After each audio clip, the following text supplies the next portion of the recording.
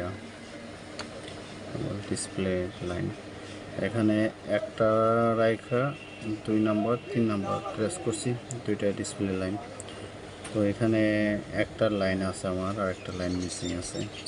এখান থেকে first লাইনটার line কোনো রিডিং নাই, সেকেন্ড লাইনটার রিডিং আছে। তো এখান থেকে একটা জাম্পার করতে হবে সেকেন্ড লাইনটা। এখান থেকে ডিসপ্লে লাইনটা ব্যাক সাইডের এখানে একটা, এই একটা আমারটা এই লাইনটা মিসিং হয়ে গেছে।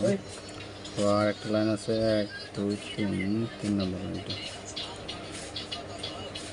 একটা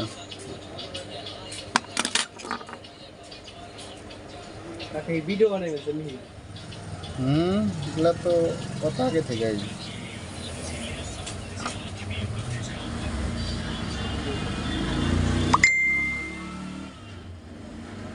কাকা এই যে মোবাইলটা দেখেন দি ব্যাটারি ডিকুয়ে দেন।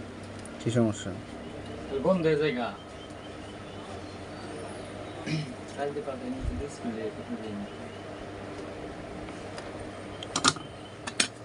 ডিসপ্লে পাল্টাইছে না, চার্জ থাকে না। চার্জ থাকে না, এটা ব্যাটারি কিন্তু বন্ধ হয়ে যায় গা হাত বন্ধ।